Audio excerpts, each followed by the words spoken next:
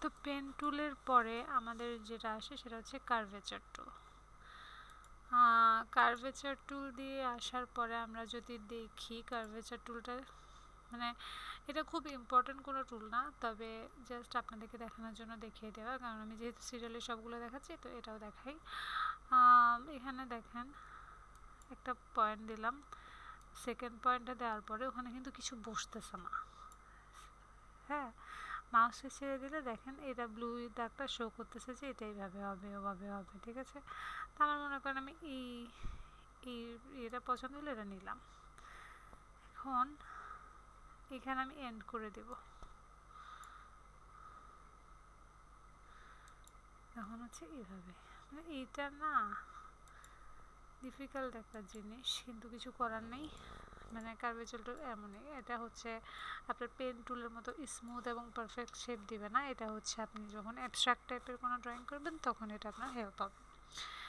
এরপরে যেটা আসে সেটা হচ্ছে টেক্সট, মানে টি, যেইটা দেখেন টি মানে হচ্ছে টাইপ টুল। তো টাইপ টুলে আমি যদি একটা ক্লিক করি এবং দেখেন আপনার মাউসের আইকনটা বদলে গেছে। তো এটার মানে হচ্ছে আপনি টাইপ টুল নেওয়া মানে হচ্ছে যা কিছু লিখতে চান তা হচ্ছে লেখালেখি করবেন। তা আমি এখানে ক্লিক করলাম, এইভাবে যদি আসে বুঝতে হবে যে আপনার ক্লিকটা প্রপার হয় না। আপনি ক্লিক করার সাথে সাথে কিন্তু এইভাবে একটা টেক্সট চলে আসবে, তো এইটাতে কিছু লিখলে দেখা যাবে না। এভাবে আসলে মানে হচ্ছে আপনার লেখাটা দেখা যাবে বা প্রপারলি আপনি ক্লিক করছেন। আবার দেখায় আমি টাইপ টুল নিলাম, ক্লিক করলাম, ক্লিক করার সাথে সাথে এভাবে একটা টেক্সট চলে আসছে। লরেম ইপসাম মানে হচ্ছে এটাকে বলে ডামি টেক্সট। তো এটাকে আমরা বড় ছোট করার জন্য এখানে টাইপের যে কোনো কাজের জন্য উইন্ডো থেকে ক্যারেক্টার প্যানেল অন করতে হবে। ক্যারেক্টার প্যানেল হচ্ছে টাইপ, এই যে টাইপ, টাইপ থেকে character, character style, glyphs, open type, paragraph, paragraph style সব আছে, কিন্তু আমাদের মেইনলি লাগবে ক্যারেক্টার আর হচ্ছে প্যারাগ্রাফ, যেটা হচ্ছে এখানে অন আছে, এই যে ক্যারেক্টার আর এই যে হচ্ছে প্যারাগ্রাফ। তো ক্যারেক্টারের যে প্যালেটে আপনারা ফন্টের নামগুলো পাবো, কোন ফন্ট দিবেন ওইটা এখান থেকে সিলেক্ট করে দিবেন।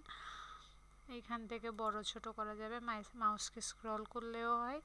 আবার এই যে তীর, এখানে উপরে একটা অ্যারো, নিচে একটা অ্যারো, উপরেরটা বড়, নিচেরটা করলে হচ্ছে ছোট। ঠিক আছে, এরপরে এইখানে দেখেন এটাকে বলা হয়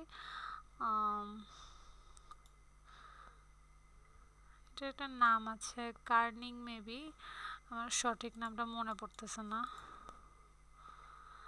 যাই হোক, এটা হচ্ছে মানে একটা লেটার থেকে আরেকটা লেটারের দূরত্ব বাড়াবে কমাবে। এখান থেকে যদি আমি এটা 200 দিই, আমার দেখেন ফন্টের প্রত্যেকটা লেটার এল থেকে ও, ও থেকে আর এর স্পেসটা বেড়ে যাবে। আবার আমি -100 দিলে স্পেসটা কমে যাবে। এরপরে হচ্ছে 0 দিই, 0 দিয়ে মানে হচ্ছে এটা নর্মাল স্পেস। এন্টার কি দিলাম, মানে হচ্ছে আমি 2 লাইন বানাইলাম। 2 লাইন বানানোর পর আমরা প্যারাগ্রাফ থেকে এটাকে centre line, left line, right line এসব করতে পারি।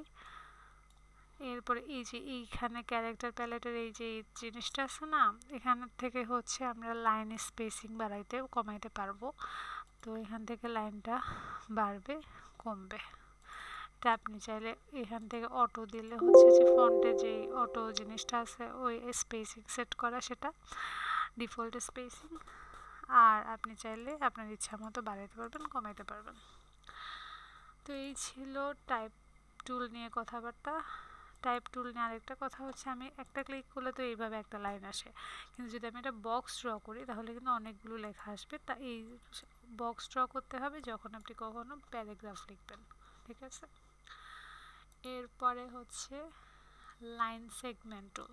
লাইন সেগমেন্ট টুল হচ্ছে যে কোনো একটা লাইন ড্র করা। ঠিক আছে, আপনি যদি এভাবে একটা ক্লিক করেন এই বক্সটা আসবে, এখানে আপনি লাইনটা কত লম্বা চান ওইটা আসবে, এখানে আপনি জাস্ট ওটা দিয়ে দেবেন। এইভাবে লাইনটা হয়ে গেল। লাইন অবশ্যই স্ট্রোক কালার থাকে, তাই স্ট্রোক একটা কালার দিয়ে দিবেন, সেটা লাল নীল যা ইচ্ছা তা। তো এইভাবে না দিয়ে আমরা কি করব, এভাবে দিব।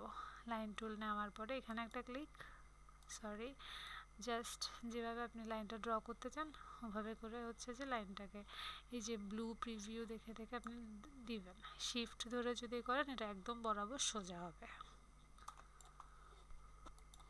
এই ছিল আজকের ক্লাস। সবাইকে আমার সাথে থাকার জন্য ধন্যবাদ। আমরা আজকের ক্লাসে এই 4টা টুল দেখছি, পরের ক্লাসে নেক্সট টুলগুলো দেখব। Thank you.